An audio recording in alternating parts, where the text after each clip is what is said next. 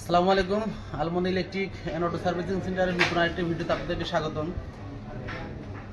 এটা 48 ভোল্টের চার্জার, কিন্তু এটাতে কত ভোল্ট শো করে একটু আপনাদেরকে দেখাই।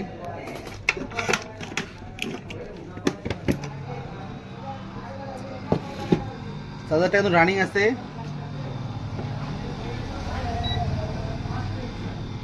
আমি ভোল্টটা যদি আপনাদেরকে দেখা কই গেল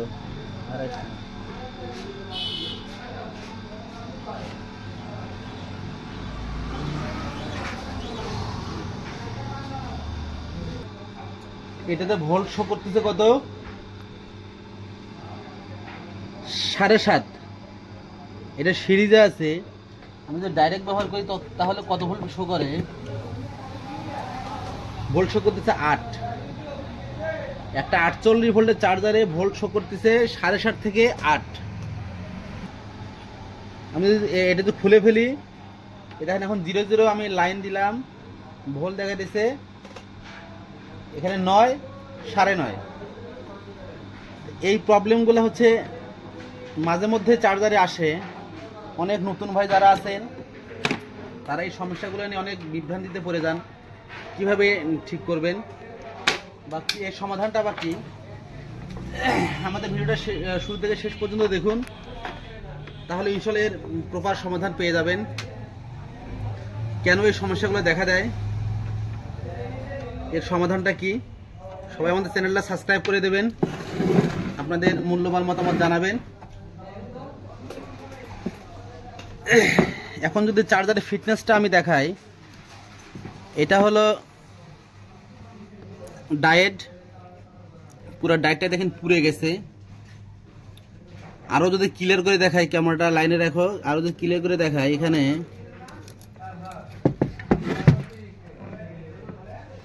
আমি এখান থেকে সঠিক দেখা যাচ্ছে না। ডায়েটটা খোলার পরে আপনাদেরকে দেখাচ্ছি কি অবস্থা এর।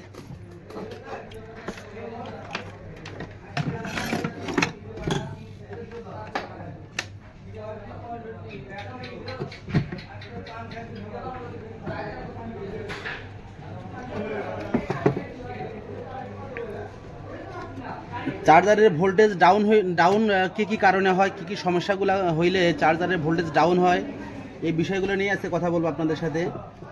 বিশেষ করে এই সমস্যাগুলো বিশেষ করে অ্যালুমিনিয়ামের চার্জারে বেশি দেখা যায়।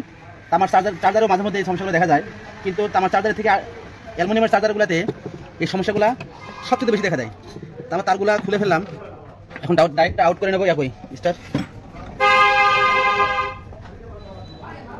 ডাইরেক্ট আমরা আউট করে নেবো, নিচ চেক দেবো কি কারণে এই সমস্যাটা দেখা দিল। 48 ভোল্টের চার্জার 9 ভোল্টে কিভাবে নেমে আসলো।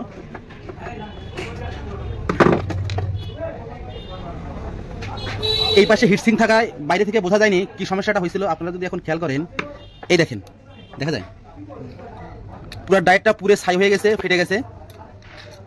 এই ডায়েটের কারণে চার্জার ভোল্টেজটা ডাউন হয়ে গেছিল।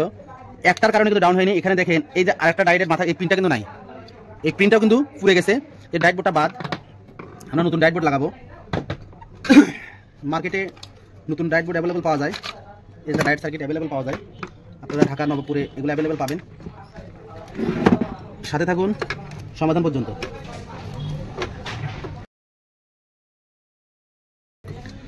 আমাদের কাজের সুবিধার্থে আমরা বাইরে থেকেই ডিসি যে আউটপুট তার দুইটা এখান থেকে ঝালাই করে নেব, ফাঁকা জায়গাতে ঝালাই করতে সুবিধা হয়।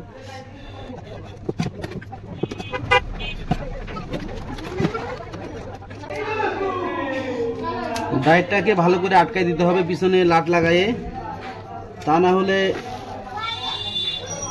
ডায়েটটা ওভার গরম হয়ে আবার নষ্ট হয়ে যাওয়ার সম্ভাবনা থাকে।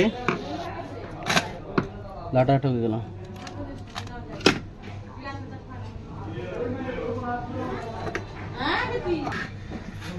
আমরা ডায়েটটা সুন্দর করে আটকাই নিছি। কথাগুলা মন দিয়ে শুনবেন। কাজটা দেখা যতটা জরুরি, কথাগুলো শোনা ততটুকুই জরুরি। কারণ আপনি কাজ দেখেন, কথাগুলো না শুনলে আপনি সঠিকভাবে কাজগুলা কমপ্লিট করতে পারবেন না।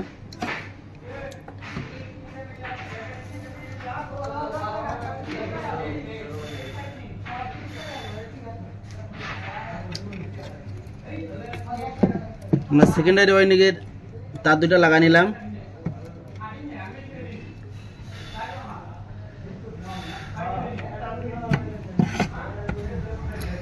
এটা হচ্ছে এম্পিয়ার মিটার।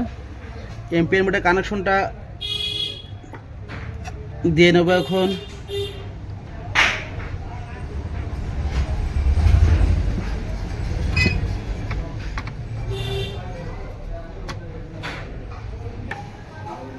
আমরা প্রথমে যখন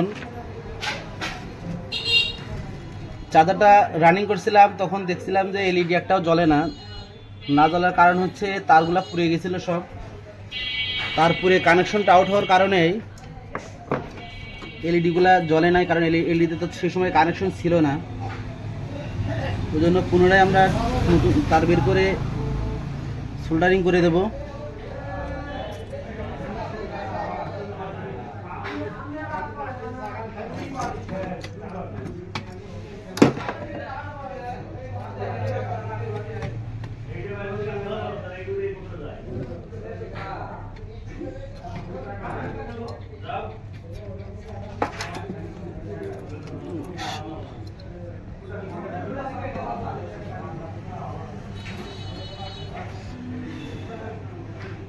এলইডির মাইনাস লাইনটা মাইনাসে চলে যাবে, প্লাসটা প্লাসে লাগাই দেব। এলইডির তিনটা লাইন থাকে, প্রতিটা এলইডির জন্য 3টা করে তার আছে। একটা মাইনাস প্লাস, আর একটা চলে যাবে সেকেন্ডারি ওয়াইনিং এর যে কোনো একটা মাথায় দিলেই হবে। যে কোনো একটা মাথায় দিলে হবে।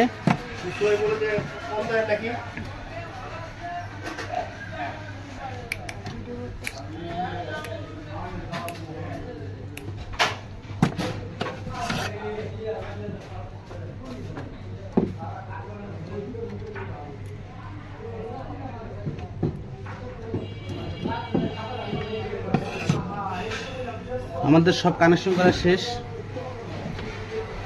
এখন লাইন দিয়ে চেক দেবো। প্রথমে এলইডিগুলো জ্বলে না, এখন এলইডিগুলো জ্বলে উঠছে, কারণ আমরা এলইডি লাইনটা প্রপারভাবে লাগাইছি। এখন আপনাদেরকে যে কইগুলো লাইন দিই, প্রথমে যখন আমরা আপনাদেরকে দেখাইছিলাম তখন ভোল্টেজ ছিল 9 ছিল। এখন যদি দেখাই ভোল্টেজ শো করতেছে, দেখা যায় এখান থেকে 41। এখন আমার এটা চ্যানেল আছে 41, এটা সিরিজে আছে। আমি যদি এটাকে ডাইরেক্ট করে দেই 46, 48.8। আজকে ভিডিও বেশি বাড়াবো না। আপনারা দেখলেন যে কোনো চার্জারের যদি ভোল্ট কমে যায়, এখানে আমাদের দেখাইছিল হচ্ছে 9 ভোল্ট, 9.5 ভোল্ট। কিছু চার্জ দেখবে 48 ভোল্টের চার্জার বা 60 ভোল্টের চার্জারগুলা 30 ভোল্ট বা 20 ভোল্টে নেমে আসলে এর মেইন প্রবলেমই হচ্ছে ডায়োডের কারণে এমনটি হয়। ডায়োডের কারণে ভোল্ট নেমে আসবে নিচের দিকে। একটু কাছে নিচে দেখেন, আর যদি দেখেন অনেক সময় দেখবেন এই জয়েন্টগুলো যদি নষ্ট হয়ে যায়, এই আমাদের সেকেন্ডারি ওয়াইনিংয়ের যে জয়েন্টটা আসছে অ্যালুমিনিয়ামের, অনেক সময় জয়েন্ট নষ্ট হয়ে গেলে আমরা এই ভোল্ট ডাউন হবে। আর এই দুইটা কারণে ভোল্টেজ ডাউন হবে। যে সবাই এর সমস্যাটা দেখলেন এবং সমাধানটা পাইলেন। আজকের ভিডিও আর বেশি বাড়াইলাম না। সবাই ভালো থাকবেন, সুস্থ থাকবেন। দেখা হবে অন্য কোনো দিন অন্য কোনো ভিডিওতে। আল্লাহ হাফিজ।